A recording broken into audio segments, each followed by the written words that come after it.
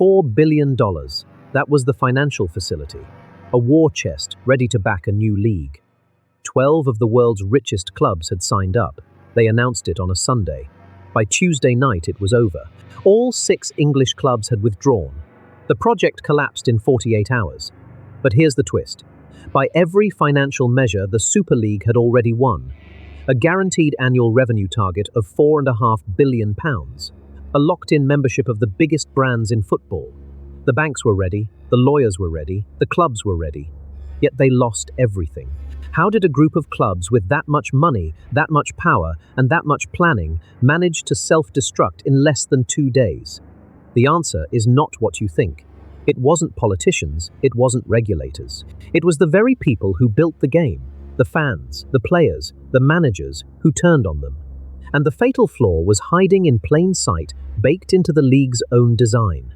This is the story of the 48 hours that almost broke football, and why, in the end, the system they tried to control ended up controlling them. The competitive landscape it grew out of. To understand the European Super League, you have to look past the surface. The same pattern shows up again and again, and its effects compound the longer it runs. But one bet changed everything. The plan was simple. Lock in the biggest names, guarantee their place forever. No relegation, no risk, no need to earn it on the pitch. The 12 founding clubs would become permanent members of a closed league, a fortress with no exit. That was the moat, but to build it, they needed money, staggering money. JPMorgan put up a $4 billion facility, enough to build a skyscraper of cash, floor to ceiling. The league's annual revenue target, $4.5 billion. That's enough to buy every player in the Premier League twice. Each club was promised a signing bonus worth hundreds of millions. For the owners, it was a hedge against uncertainty.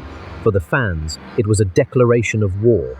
The strategic move was to bypass UEFA entirely. No qualifying rounds, no small clubs. Just the elite, playing each other week after week, hoarding the spotlight and the cash. The broadcasters would pay a fortune for that exclusivity. The sponsors would line up. The moat would be impenetrable. But the moat had a flaw. It was built on a lie. Football's soul is not in the balance sheet. It's in the hope that a minnow can rise, that a giant can fall. The closed league killed that hope. Fans saw it instantly. They didn't see a business model, they saw a coup, yet that strength hid a vulnerability. The collapse was swift, but the damage was already done. A $4 billion credit line from JPMorgan, enough to fund the entire annual budget of a small country, was pulled within 48 hours. Yet the money wasn't the only thing lost. Trust evaporated overnight. Fans blocked team buses outside stadiums.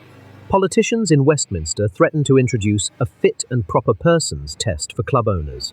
The very idea of a closed shop, where success is bought not earned, ignited a fire that no PR campaign could extinguish.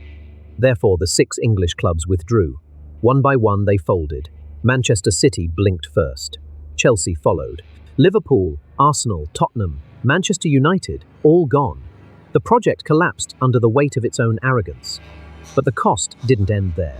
The choke point control cost the world something deeper. The illusion that football belongs to the fans. For decades, the game grew on a promise that any club, from a small town in Portugal to a mining city in England, could dream. The Super League broke that promise. It revealed the truth. The elite were willing to burn the whole system for a bigger share of the pie.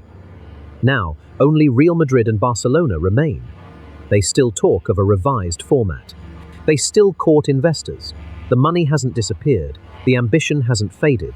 The choke point of elite control is still there, waiting for the right moment. So the question lingers. If the money is still there and the ambition hasn't faded, what will stop the next attempt? The European Super League was announced on a Sunday. 12 clubs, a $4 billion bankroll, and a plan to seize control of the very system that made them giants. They thought they owned the game. They forgot who plays it. Within 48 hours, it was over. The first crack came from England. 6 clubs, the entire English contingent, withdrew. Not because the money wasn't real, not because the lawyers couldn't find a loophole, Because the fans didn't just protest, they made it impossible to stay. Players spoke out, governments threatened legislation. The bank that backed the deal watched its investment evaporate in a single afternoon. How did the European Super League end up controlling the system everyone else depends on? It didn't. The system fought back. The flaw that built the empire, the belief that loyalty can be bought and sold, was the same flaw that destroyed it. They offered a closed shop. The world demanded an open game. The lesson is simple. Power that forgets its source becomes a target. The same ambition that let 12 clubs dominate European football for decades blinded them to the one thing they couldn't buy, the will of the people who fill the stands.